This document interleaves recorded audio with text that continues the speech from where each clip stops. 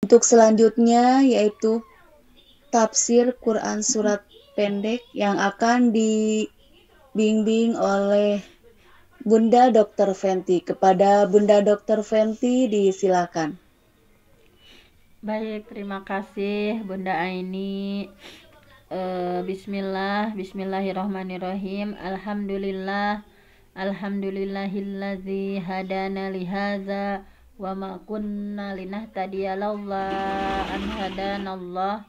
Asyhadu an la ilaha illallah wahdahu la syarikalah wa asyhadu anna Muhammadan abduhu wa rasuluhu alladzi la nabiyya ba'dah. Alhamdulillah di kesempatan subuh yang penuh berkah ini tadi kita semua sudah tilawah ya, dibimbing oleh Bunda Nunung dan Bunda Esi ini. Bunda Nunung, kami ya sama-sama waktu itu di mana Bun, di Bogor ya. Nah, ini Ya Bunda. betul, Bunda. Iya. Bunda luar biasa. Alhamdulillah ya bisa mengikuti Saya bisa kajian. belajar ya Allah. Iya. Makasih Bun. Digabungkan sama Bu Dokter Pentita. Iya Bun. Waktu Saya yang bisa ya Allah. Ya. iya. Ini kita juga kedatangan Pak Bambang Supriyadi ya, dari mana ini belum berkenalan ya Bun ya. Iya. Ada Pak Bambang, ada alhamdulillah ya Ustadz Abi Muhammad juga bisa bergabung kembali. Alhamdulillah kita semua dipertemukan oleh Allah ya dalam uhwah Islamiyah ini, dalam kajian-kajian yang sederhana tapi insya Allah setiap hari kita melakukannya. Mudah-mudahan menjadi amalan solihan mutaqabbala dan kita dipertemukan lagi nanti di surganya Allah. Insya Allah dalam kesempatan hari ini seperti amanat dari Kang Ponder untuk hari Jumat itu kajian tafsir sederhana mengenai surah-surah pendek, dan untuk hari ini surat yang akan kita kaji adalah surah Al-Fil. Kita tidak terasa ya sudah menginjak surah Al-Fil di kajian surah-surah pendek ini. Baiklah, akan kita pahami atau kita kaji bersama bahwa surah Al-Fil ya, mungkin saya akan bacakan terlebih dahulu surah Al-Fil sebentar. Nah, ini ya. A'udzu billahi minasy syaithanir rajim. Bismillahirrahmanirrahim.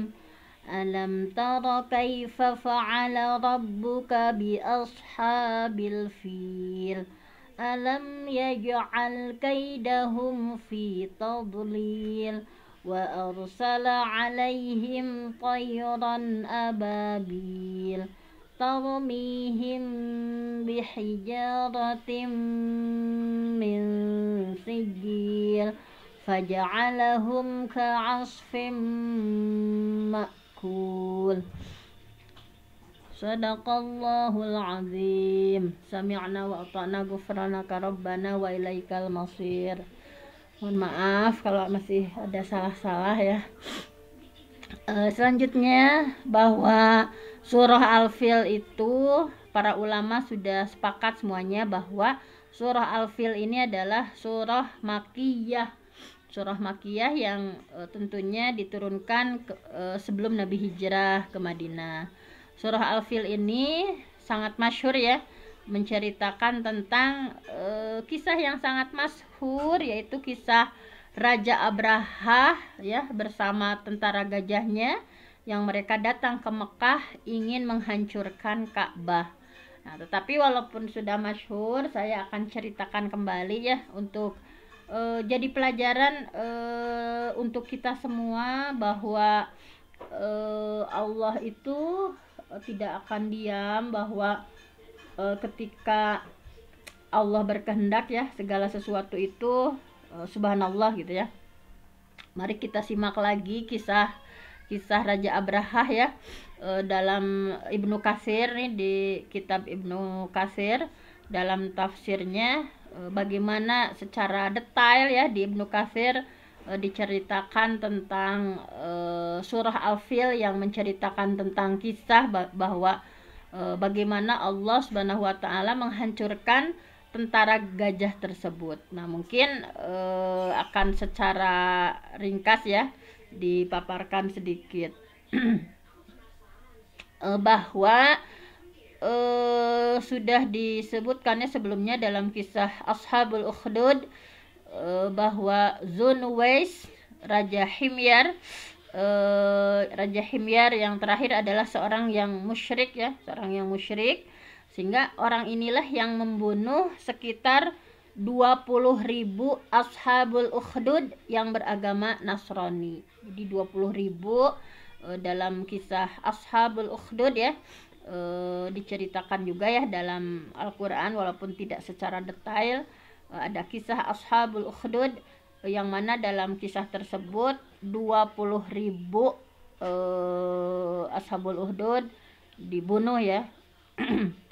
Nah, tidak ada seorang pun yang bisa lolos dari mereka yang dibakar ya. Semua itu yang 20.000 itu semuanya dibakar kecuali satu ya, Daus Zusa'laban. Nah ini. Nah, kemudian orang tersebut ya minta bantuan kepada Kaisar Raja Syam yang beragama Nasrani. Nah, jadi pertamanya ceritanya seperti itu dulu ya. Jadi dari kisah Ashabul Ukhdud itu ada yang selamat ya, Daus Zusa'laban. Nah, kemudian ia minta bantuan kepada Kaisar Raja Syam yang beragama Nasrani. Nah, maka Raja Syam ini menulis surat yang ditujukan kepada Raja Najasyi ya, yaitu Raja Habasyah yang dikenal baik ya. Nah, isinya itu supaya Raja Najasyi membantu Daus karena posisi An-Najasyi ya di Habasyah lebih dekat ke Yaman daripada kaisar yang ada di Syam. Kemudian Raja Najasyi pun mengutus 2 orang panglimanya, mengutus 2 orang panglima terbaiknya yaitu Aryat dan Abrahah bin As-Sabah Abi Yaksum beserta tentara besar ya, jumlahnya banyak gitu ya, seperti itu. Kemudian pasukan besar ini ceritanya masuk ke Yaman, berhasil menguasai seluruh wilayah Yaman ya. Mereka berhasil merampas kerajaan dari Himyar dan Zunwas ya, yang membunuh tadi ya 20.000 tadi mati ya, tenggelam di laut. Kemudian orang-orang Habasyah, nah karena sudah menguasai ya seluruh wilayah Yaman, maka orang-orang Habasyah menguasai kerajaan Yaman seutuhnya di bawah perintah 2 panglima tersebut tadi ya yang diutus, yaitu Aryat dan Abraha. Tetapi setelah bisa menguasai, mereka berdua berselisih ya dalam memerintah. Nah, keduanya bertengkar dan bersiap-siap untuk berperang. Maka salah satu di antara mereka berkata, gini aja, kita tidak perlu melibatkan 2 pasukan dalam peperangan, nggak usah bawa orang lain gitu ya. Cukup kita berdua saja yang duel 1 lawan 1. Nah, jadi kedua panglima tersebut duel ya. Siapa yang menang di antara kita maka dialah yang akan memerintah kerajaan ini. Jadi perebut ya, setelah dikuasai keduanya ingin menjadi pemimpin. Kemudian usulan ini disetujui oleh lawannya, maka keduanya duel. Jadi duel 1 lawan 1. Aryat menyerang Abrahah ya. Dia menebaskan pedangnya sampai hidung Abrahah potong. Kemudian merobek mulut dan mengoyak-ngoyak wajah Abrahah. Tetapi kemudian datanglah At-Taudah ya, seorang pengawal setia Abraha. Nah ini sebelum menceritakan kisah Abraha selanjutnya ini, jadi kemudian datanglah At-Taudah, seorang pengawal setia Abraha. Dia menyerang Aryat sampai berhasil membunuh Aryat. Dan Abraha pun pulang ya dalam keadaan terluka. Nah, kemudian lukanya diobati ya, singkat cerita sampai sembuh. Dia pun akhirnya menjadi satu-satunya pemegang kekuasaan kendali tentara Habasyah di Yaman. Nah, jadi seperti itu. Nah, kemudian An-Najasyi mengirimkan surat kepada Abraha Dia marah ya, dia menyalahkan Abraha atas tindakan yang sudah dilakukan. Bahkan Raja Najasyi, ya sebagai rajanya ya, kan Abraha saat itu sebagai panglimanya, bahkan dia berjanji dan bersumpah akan menginjak-injak, ya akan menyerang negerinya dan akan mencukur ubun-ubunnya. Kemudian Abraha mengirim utusan ya, enggak ya, jadi dia berstrategi lagi. Kemudian Abraha mengirim utusan kepadanya untuk mengambil hati lagi, mengambil hati Raja Najasyi. Nah, bersama utusan itu Abraha mengirimkan beberapa macam hadiah ya, bingkisan dan ditambah dengan sebuah kantung ya yang berisi tanah Yaman. Kan tadi mau menginjak-injak tanah ya, dan rambut ubun-ubun yang punya dia yang sudah dicukur. Nah, jadi kemudian Abraha mengirimkan semua itu ya melalui utusannya kepada Raja Najasyi, disertai sepucuk surat yang isinya raja bisa menginjakan kaki di atas tanah yang ada dalam kantong ini sehingga bisa memenuhi sumpah yang telah raja ucapkan, dan ini rambut ubun-ubunku, aku mengirimkannya kepadamu. Nah, jadi pinter ya Abraha itu. Nah, jadi dengan ingin mengambil hati lagi Raja Najasyi, dia bilang seperti itu. Kemudian ketika surat itu sudah sampai ya kepada Raja Najasyi, ia kagum gitu ya. Ia kagum apa yang sudah disampaikan oleh Abraha, dan akhirnya dia bisa menerima, ya udah ya, menyetujui perbuatan Abraha. Kemudian Abraha mengirim surat kepada An-Najasyi dengan mengatakan bahwa ingin itu ya, ingin mengambil hati Raja Najasyi. Mengirim surat ya kepada An-Najasyi dengan mengatakan, sungguh aku akan membangun sebuah gereja yang belum pernah dibangun sebelumnya untukmu di negeri Yaman. Karena Raja Najasyi, Raja Nasrani ya, pokoknya akan bikin sebuah gereja yang luar biasa ya. Kemudian Abraha menjalankan proyek pembangunan gereja yang sangat megah ya di Son'a. Bangunannya menjulang tinggi ya, altarnya pun pokoknya dihiasi dengan pokoknya megah, sebuah gereja yang sangat megah, sehingga orang Arab menyebutnya dengan Al-Qullais, karena tinggi ya, saking tingginya. Maksudnya jika orang melihat ketinggiannya dari bawah ya, dari bawah melihat seperti ini, maka peci ya, Qalanswah, pecinya itu hampir jatuh dari kepalanya karena saking tingginya bangunan tersebut. Nah, kemudian Abraha al-Ashram bertekad agar orang-orang Arab supaya mereka itu memusatkan hajinya ke gereja gitu, sehingga haji mereka itu tidak lagi berpusat di Ka'bah kota Mekah. Maka ia menyerukan ya tekad tersebut di wilayah kerajaannya, sehingga orang-orang Arab ya, suku Adnan kayak suku Qoton ini membenci niat dari tadi ya, niat dari Abraha al-Ashram ini. Nah, kemudian orang Quraisy pun sangat marah gitu ya. Orang Quraisy sangat marah ya. Kemudian sebagian orang dari mereka datang ya, kan tadinya haji itu dipusatkan di Ka'bah, sementara Abraha menginginkan haji itu dipusatkan di gereja itu. Nah, sehingga orang-orang Quraisy marah, dan sebagian dari mereka mendatangi gereja itu dan masuk ke dalamnya pada saat malam ya. Kemudian membuat kerusuhan. Kemudian mereka pulang ya sebelum siang. Nah, ketika para penjaga gereja melihat kejadian tersebut, mereka melaporkan hal itu kepada Abraha. Mereka berkata bahwa ini dilakukan oleh sebagian orang Quraisy karena mereka marah ya kepadamu yang telah menjadikan gereja ini sebagai tandingan atau rumah yang mereka yakini ya, tandingan dari Ka'bah gitu. Kemudian Abraha bersumpah nih bahwa ia akan menyerang Ka'bah di Mekah dan menghancurkannya berkeping-keping. Nah, kemudian Muqatil bin Sulaiman menceritakan bahwa beberapa pemuda ya dari suku Quraisy memasuki gereja tersebut. Kemudian mereka menyalakan api di dalamnya, padahal saat itu sangat panas sehingga gereja tersebut terbakar dan ambruk. Oleh karena itu Abraha bersiap-siap berangkat ya dengan membawa pasukan tentaranya yang berjumlah besar ya dan tangguh, agar tidak seorang pun bisa menghalanginya ya. Ia mengendari gajah yang begitu besar yang belum pernah ada gajah sebesar itu sebelumnya gitu ya. Nah, gajah tersebut dinamai Mahmud.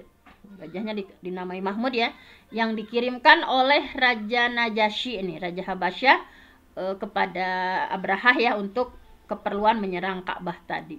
Ada yang mengatakan gajahnya itu 8 ya, 8 ekor, ada yang berpendapat 12 ekor selain yang dikendarai oleh Abrahah. Wallahu a'lam ya. Nah, hal ini dimaksudkan untuk menghancurkan Ka'bah dengan caranya begini, mengikat setiap sudut Ka'bah dengan rantai ya. Jadi setiap sudut Ka'bah diikat dengan rantai, kemudian rantai itu dikalungkan di leher gajah. Nah, jika gajah itu dihalau ya, seperti ini kan, maka tembok Ka'bah akan runtuh dengan satu kali tarikan saja. Nah, ketika orang-orang Arab ya mendengar perjalanan Abrahah, mereka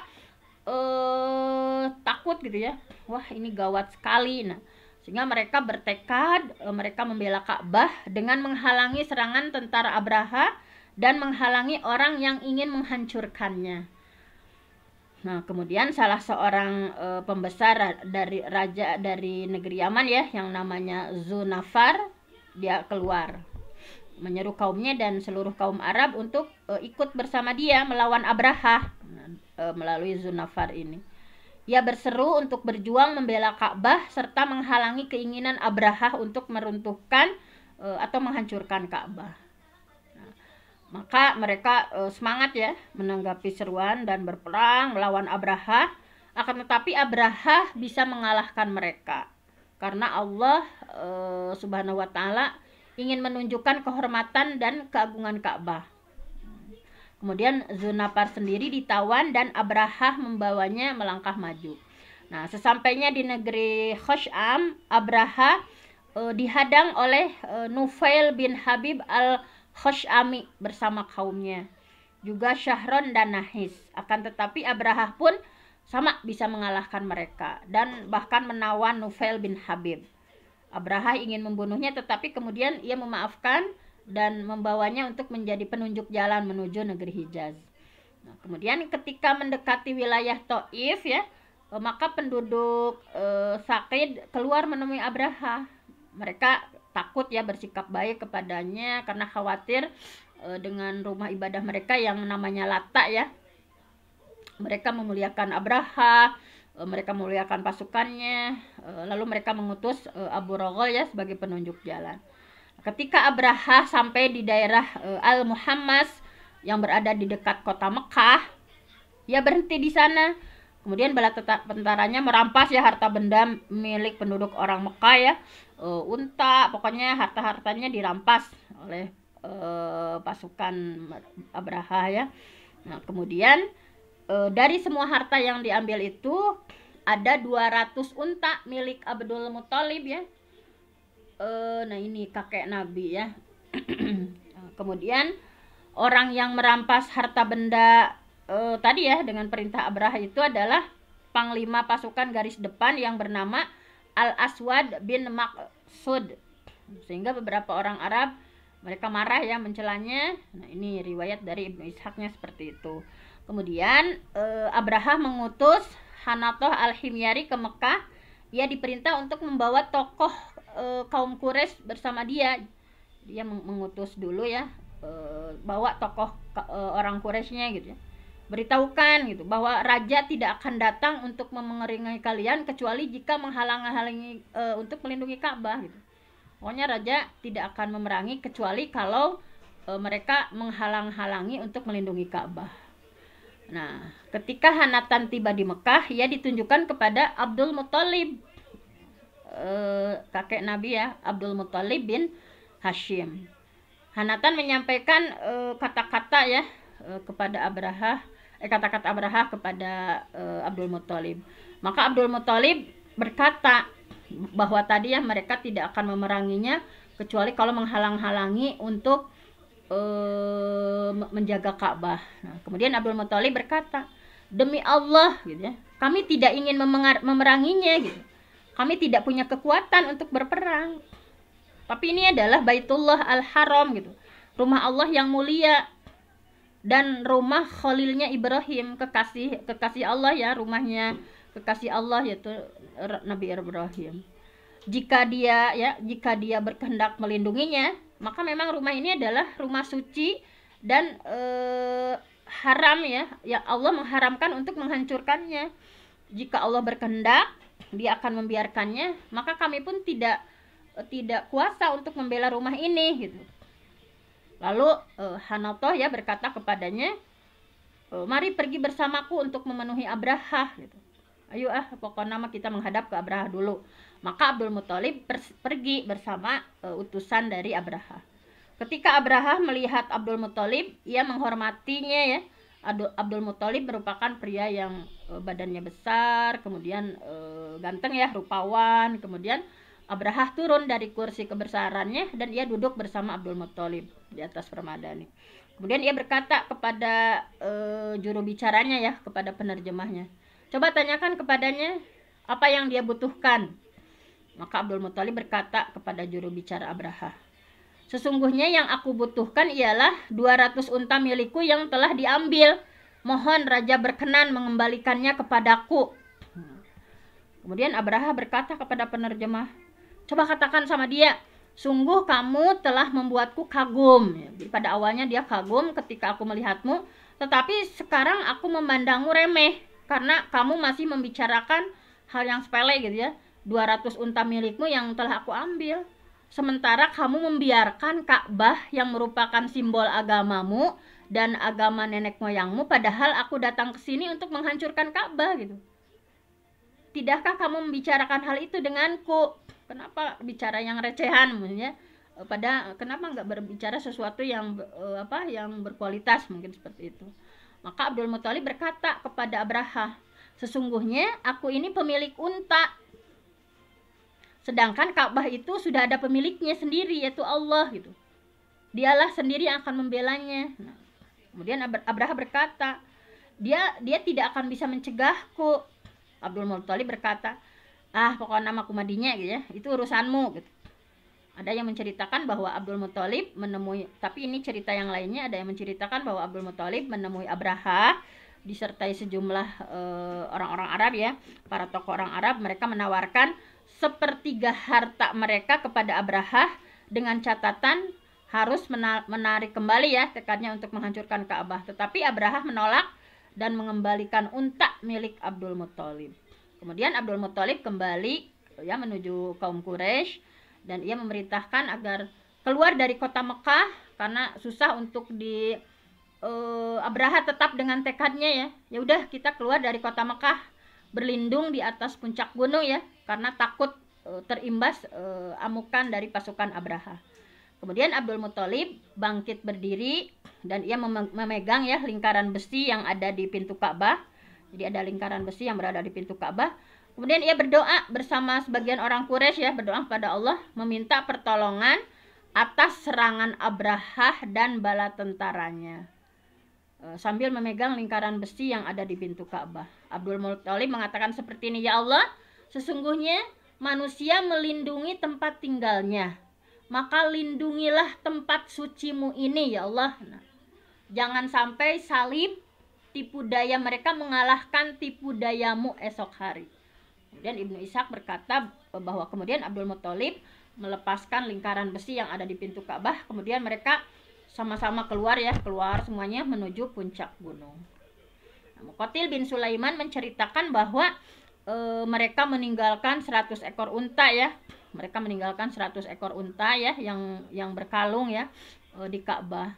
Siapa tahu sebagian bala tentara mereka ada yang mencuri ya dari unta-unta itu sehingga Allah membalas mereka. Nah, ketika fajar menyingsing ya, udah fajar menyingsing nih pagi-pagi sekali, Abraha bersiap-siap memasuki kota Mekah. Ia menyiapkan gajahnya ya yang dinamakan Mahmud itu. Ia menuju kota Mekah. Kemudian Nufail bin Habib melangkah ke depan ya sehingga ia berdiri di samping gajah. Kemudian Nufail memegang kupingnya. Sama Nufail kuping gajahnya dipegang seperti ini dan berkata, "Duduklah wahai Mahmud, atau kembalilah dengan selamat ke tempat asalmu karena kamu berada di tanah Allah yang suci." Nah, jadi dikatain seperti itu ya oleh Nufel. Duduklah Gajah Mahmud ya, atau kembalilah dengan selamat ke tempat asalmu karena kamu berada di tanah Allah yang suci. Kemudian Nufel melepaskan kupingnya, lalu gajah tersebut bersimpuh dan Nufel bin Habib berlari sekuat tenaga ya menuju puncak gunung gitu. Lalu mereka memukul gajah tersebut agar bangkit ya. Tapi gajah tersebut tidak mau berdiri, udah dipukul gitu ya. Lalu mereka memukul kepalanya dengan kampak ya dan memasukkan tongkat yang runcing ya berujung lengkung ke dalam lubang belalai gajah. Kemudian mereka mencabutnya supaya mau bangkit gajahnya. Tetapi gajah tersebut tidak mau bangkit, tidak mau berdiri. Lalu mereka mengarahkan gajah tersebut kembali ke arah Yaman. Nah, kalau mereka mengarahkan ke arah Yaman, gajah itu bangkit ya, berdiri, dia melangkah mau. Dan mereka mengarahkan gajah ke arah Syam, gajah itu mau berjalan. Nah, tapi kembali lagi ketika gajah itu diarahkan ke timur, ke timur dia masih mau berjalan. Tetapi mereka mengarahkannya ke kota Mekah, maka gajah tersebut berhenti menderum. Jadi nggak mau. Kalau disuruh ke Yaman dia mau, disuruh ke Syam dia mau, ya disuruh ke timur dia mau. Tetapi ketika diarahkan ke kota Mekah, gajah tersebut berhenti gitu ya. Nah, kemudian Allah mengutus burung ya. Ada yang berpendapat, ini ada beberapa pendapat. Burung dari laut, masing-masing burung membawa 3 batu. 1 batu berada di paruh burung dan 2 batu berada di kaki burung. Batu yang dibawanya itu sebesar biji kedelai dari kacang adas. Nah, siapa saja yang terkena lemparan batu itu maka dia binasa. Namun tidak semua orang ya dari mereka terkena lemparan batu. Mereka berlarian kocar-kacir ya mencari jalan. Nah, itu menurut Ibnu Katsir. Nah, kemudian kisah pertemuan Abdul Muthalib dengan Abrahah ya. Ada juga, ini masih ada kisahnya sedikit, mohon maaf. Kisah pertemuan Abdul Muthalib dengan Abrahah ya dinukil juga oleh Hakim ya dalam Mustadraknya ya, disahihkan oleh Hakim dan disepakati oleh Imam Az-Zahabi. Nah, ini ceritanya seperti ini. Jadi ini masih menceritakan ya dari Abdullah bin Abbas bahwa Aqbala ashabul fil ya, bahwa di sini sebentar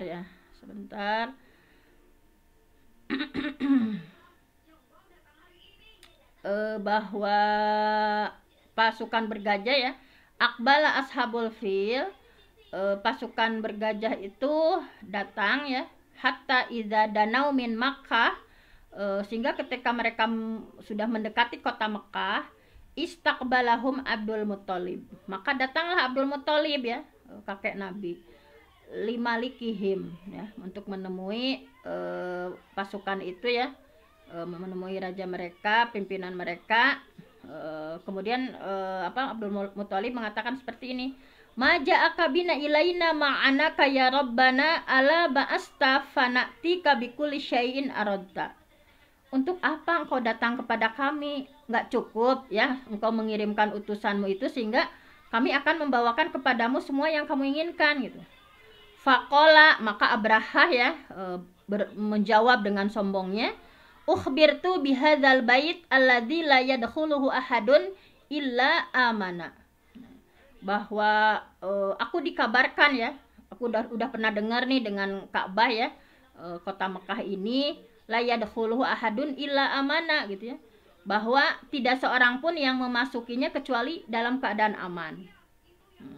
Kemudian faji itu, maka aku datang, ukhifu ahlahu, maka aku datang untuk memberi rasa takut ya kepada penduduknya. Nah, kemudian faqala ya, Abdul Muthalib menjawab, inna na'tika bikulli syai'in turidu farji' fa'aba illa ayyadkhulahu.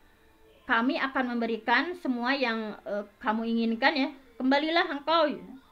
Nah, tetapi Abrahah bersikeras ya, dia bersikeras ya, pokoknya kata Abrahah pokoknya ingin memasuki Ka'bah, pokoknya nama itu benang di bejaannya, inti nama seperti itu. Jadi pasukan gajah tetap ya udah dikasih tahu sama Abdul Muthalib tadi ya, udah dikasih tahu, tetapi pasukan gajah tetap ya mereka apalagi dengan pemimpinnya ya Abraha yang sombong. Tadi udah dikatakan oleh Abdul Muthalib bahwa kami akan memberikan semua yang kamu inginkan, pokoknya kembali, nggak boleh gitu ya. Akan tetapi Abraha tetap bersikeras untuk masuk menuju Ka'bah. Nah, dalam riwayat lain Ibnu Abbas radhiyallahu anhuma menyatakan ya fa'atahum, di sini ya disampaikan bahwa fa'atahum, maka Abdul Muthalib mendatangi mereka, faqala, dan ia berkata, inna hadza baitullah, sesungguhnya ini adalah rumah Allah gitu. Lam yusallit alaihi ahadan gitu. Tidak akan menyerahkan ya, Allah tidak akan menyerahkan kepada seorang pun ya untuk menguasai Ka'bah. Qalu la narji hatta nahdimahu. Mereka malah menjawab, pokoknya kami tidak akan kembali sampai kami menghancurkan Ka'bah. Fakanu la yuqaddimuna filahum illa ta'akhkhara fada Allah at-tayr al-ababil. Nah, kemudian bahwa tidaklah mereka memerintahkan gajah mereka maju ya. Ketika mereka menyuruh maju ya, fakanu la yuqaddimun, mereka tidak mau maju ya, filahum tidak mau maju, illa ta'akhkhar, ketika disuruh maju itu malah mundur gitu ya, si gajahnya itu malah mundur. Pada Allah, kemudian Allah itu ya Allah memanggil at-tayr, burung-burung, al-ababil, dengan berbondong-bondong, fa'atahum hijaratan sauda. Nah, kemudian Allah memberikan batu berwarna hitam ya kepada burung-burung tersebut. Falamma hadathum romathum fama baqiya minhum ahadun illa akhadathul haqqah fakana la yahuquhu ahadun minhum jildahu illa tasaqata lahmuhu. Kemudian ketika burung itu sejajar dengan mereka ya, maka burung itu melemparkan batu kepada mereka sehingga tidak tersisa seorang pun dari mereka kecuali mengalami rasa gatal yang luar biasa. Tidak seorang pun dari mereka yang menggaruk kulitnya kecuali dagingnya berjatuhan. Tasaqata lahmuhu, jadi gatal gitu ya. Kemudian daging-dagingnya berjatuhan. Nah, Abdul Muthalib mendatangi mereka dan berkata, sesungguhnya ini udah tadi yang saya terjemahkan ya. Jadi ini seperti itu. Jadi dagingnya berjatuhan. Dalam riwayat yang lain Ikrimah beliau berkata bahwa annaha kanat tayran khudran. Tadi mah burung hitam, ini pendapat yang lainnya. Annaha kanat tayran khudran, burung tersebut berwarna hijau, kharajat minal bahri, muncul dari laut, laha ru'us karu'usus siba, tapi kepalanya seperti kepala binatang buas. Ini dalam Fathul Bari ya, sanadnya sahih. Nah, jadi pasukan Abraha yang terkena lemparan batu itu tidak semuanya tewas. Sebagian mereka meninggal dalam keadaan cepat ya, ada yang kabur tapi terputus-putus ya, anggota tubuhnya terlepas-lepas sampai tewas. Nah, adapun Abraha nih, si rajanya, dia tidak tewas langsung gitu ya, tapi dia termasuk yang kabur ya, melarikan diri, dan Allah tidak menjadikannya dia langsung meninggal karena Allah ingin menyiksanya gitu. Ada yang mengatakan bahwa dia tewas di negeri Khuz'am, ada yang berpendapat dia berhasil ke Son'a dan meninggal di sana. Namun selama dalam perjalanan kaburnya kondisinya sangat nauzubillah ya, badannya terlepas sedikit demi sedikit dari tubuhnya sampai akhirnya di Son'a, dadanya terbelah, jantungnya keluar. Allah menyiksanya ya, tidak langsung mematikannya. Demikianlah kisah Abraha dengan pasukan tentara gajahnya yang dihancurkan oleh Allah dalam Ibnu Katsir. Ini sedikit lagi, mohon maaf ini sedikit.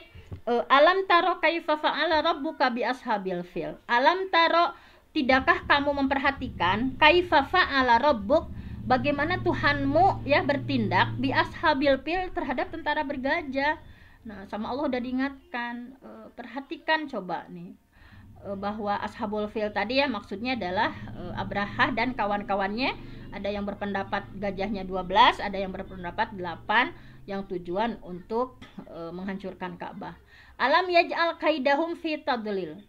Alam yaj'al kaidahum, bukanlah dia telah menjadikan tipu daya ya, fi tadlil, mereka ya untuk menghancurkan Ka'bah ya, sia-sia. Demikianlah memang tabiat orang kafir. Mereka akan selalu berusaha menyusun rencana jahat ya untuk menghancurkan kaum muslimin, tetapi ternyata mereka selalu gagal karena Allah masih sayang pada orang-orang muslim. Allah masih menjaga umat muslim ya, meskipun bergelimang dalam kemaksiatan, tetapi Allah sayang. Nah, andai saja ya mereka berhasil melaksanakan rencana busuk itu, maka akan binasa ya kaum muslimin. Nah, ini untuk kita semua. Wa arsala alaihim tayran ababil, dan dia mengirimkan kepada mereka burung yang berbondong-bondong. Ababil itu artinya berkelompok-kelompok ya, berturut-turut tanpa henti gitu. Jadi seperti ini, wah gitu ngariung gitu ya. Mereka tidak mengetahui dari mana datangnya burung itu karena mereka tidak pernah melihat sebelumnya burung itu ada di sekitar Mekah gitu ya. Tiba-tiba burung itu datang berbondong-bondong atas kehendak Allah dengan membawa batu yang terbuat dari tanah yang terbakar. Nah, ini sekaligus bantahan ya bagi orang yang menganggap burung itu namanya burung ababil. Nah, bukan, ababil itu artinya berkelompok-kelompok, bukan namanya burung ababil. Takut kita salah nerangkan ya ke anak-anak. Tarmihim bihijaratin min sijil, yang melempari mereka ya min sijil, dari batu yang berasal dari tanah yang terbakar. Jadi burung-burung tadi melempari mereka dengan batu-batu yang berasal dari tanah yang terbakar ya. Disebutkan bahwa setiap burung tadi bawa 3 batu, 1 di paruhnya, 2 di kakinya. Kemudian mereka melemparkan kepada pasukan bergajah. Faja'alahum ka'asfim ma'kul, maka Allah menjadikan mereka ya ka'asfim ma'kul, seperti daun-daun yang dimakan ulat. Bayangkan daun-daun yang kering yang dimakan ulat. Nah, jadi disampaikan bahwa ketika burung-burung tersebut mulai melempari ya tentara Abraha, maka diantara mereka ada yang langsung mati ya, tewas, seakan-akan membelah tubuh mereka, sampai-sampai Allah menyamakan mereka seperti daun yang kering dimakan ulat. Namun diantara mereka juga ada yang selamat tapi cacat ya. Bahkan Aisyah memberikan testimoni ya, memberikan pernah melihat ada di antara anak buah Abraha ya yang selamat tetapi buta dan cacat dan menjadi peminta-minta kepada orang muslim. Dia dibiarkan hidup oleh Allah tapi dalam keadaan cacat. Ya, tapi tadi ya Abraha sendiri terkena lemparan batu, tidak langsung mati ya, tapi dia menuju Yaman dalam keadaan tubuhnya terlepas sedikit-sedikit. Nah, ini adalah siksaan yang sangat pedih di dunia, udah dilihatkan, tetapi Allah menunda kematiannya hingga tiba di Yaman, kemudian terbelah dadanya dan keluarlah jantungnya sampai dia meninggal dunia. Nah, kehancuran Abraha dan bala tentaranya ini sebetulnya diketahui jelas oleh orang-orang kafir Quraisy gitu. Kok kenapa mereka tidak beriman sama Allah gitu ya, Allah tuh ya. Itulah nikmat yang Allah berikan kepada mereka. Allah itu sudah sangat baik menjaga Ka'bah ya, bukan karena mereka ada di sana, tapi karena kenyataannya mereka pun tidak bisa bantu apa-apa ya mereka juga, tetapi Allah lah yang berperan sehingga di tahun itu lahir Nabi Muhammad SAW. Sebagian ulama mengatakan bahwa di antara tanda-tanda kelahiran Nabi itu memang ada peristiwa dihancurkannya tentara gajah. Seakan-akan Allah ingin mengatakan bahwa dialah Allah yang akan menjaga rumahnya sendiri gitu ya. Dialah Allah yang akan membela syariatnya dengan mengutus Nabi Muhammad yang akan berjuang memurnikan tauhid kepada Allah yang sudah dicemari kemusyrikan oleh orang-orang Quraisy gitu ya, orang-orang musyrikin Makkah. Nah, di tahun itu lahirlah Nabi Muhammad Sallallahu Alaihi Wasallam. Nah, sebagaimana disebutkan ya bahwa kelahiran Nabi itu adalah diantaranya ada yang berpendapat 50 hari setelah tragedi pasukan gajah. Kisah ini adalah kisah nyata ya, tidak sebagaimana orang-orang kafir mengklaim bahwa di antara ada penulis orientalis mengatakan bahwa itu mah dongeng yang disebutkan Allah ya dalam Al-Quran. Nggak mungkin ada kisah tentang gajah dihancurkan oleh burung dengan cara melemparinya dengan batu. Nah ini mereka orang-orang orientalis mengatakan seperti itu, tetapi klaim mereka dibantah oleh para ulama bahwa kisah ini bukan dongeng gitu ya. Di antara buktinya adalah banyak syair-syair jahiliyah yang sebagiannya banyak menyebutkan tentang kisah pasukan bergajah dan disaksikan langsung oleh mereka. Syair-syair di zaman jahiliyah ini ada sampai hari ini bisa kita baca gitu. Juga di antara bukti yang menunjukkan kebenaran kisah pasukan bergajah ini ya, dalam buku sejarah yang menyebutkan bahwa si fulan lahir pada tahun kesekian sebelum tahun gajah, atau si fulan lahir setelah tahun gajah, sehingga tahun gajah ini dijadikan istilah penanggalan. Kalau kisah ini dongeng ya, seperti yang orientalis sampaikan, tidak mungkin tahun gajah dijadikan sebagai suatu penanggalan. Jadi menurut sebagian orang kafir, ini ada juga yang berpendapat seperti ini, bahwa Abraha itu tidak berniat ke Mekah untuk menghancurkan Ka'bah karena hasad dengan Ka'bah, namun dia berangkat dari Yaman dalam rangka berperang dengan bangsa Persia, di mana saat itu terjadi peperangan antara Persia dan Romawi. Tapi dalam perjalanannya Abraha memutuskan mengambil jalan darat lewat Mekah. Ini juga nggak benar, karena jika Abraha benar-benar ingin menyerang Persia ya, maka tentu saja dia akan mengambil jalan laut lebih dekat gitu. Disebutkan pula oleh Ibnu Hisham dengan sanad hasan. Nah, ini kesaksian dari Siti Aisyah yang menceritakan bahwa dia melihat di antara ya pemimpin gajah, pawangnya masih hidup ya, tapi dalam kondisi buta, menjadi peminta-minta makanan ya di kota Mekah. Nah, jadi pasukan Abraha tidak semuanya mati, ada yang hidup, namun dalam keadaan buta, kondisinya sangat memprihatinkan. Ini menunjukkan bahwa kisah ini real, terjadi di tahun dilahirkannya Nabi Muhammad Shallallahu Alaihi Wasallam. Mohon maaf, ini memang satu paket ya, mau dibesokkan agak susah. Mohon maaf ada kelebihan waktu. Mudah-mudahan kita bisa mengambil ibrah dari kisah ini. Aku qauli hadza wa astaghfirullah li wa lakum. Wassalamualaikum warahmatullahi wabarakatuh.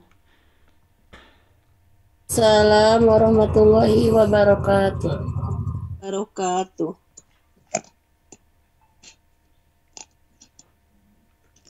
Jazakillahirran kasiron untuk Dr. Fenty yang telah memaparkan ilmunya tentang tafsir surat Quran surat Al-Fil.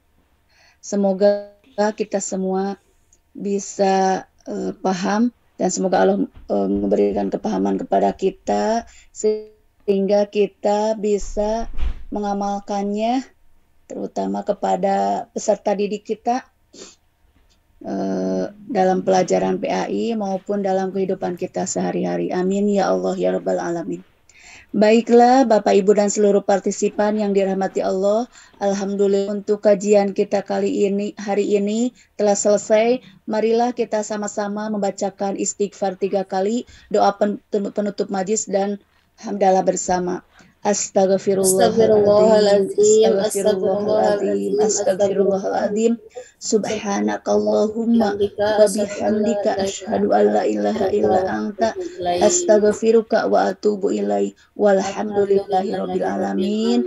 Jazakumullahu khairan kasiron, barakallahu fiik. Mohon maaf atas segala kekurangan. Semoga kita semua tetap diistiqomahkan untuk memakmurkan majlis ilmu ini, dan semoga kita tetap sehat walafiat sehingga kita bisa mengikuti kajian kita kali ini esok harinya. Amin ya Allah ya Rabbal Alamin. Wassalamualaikum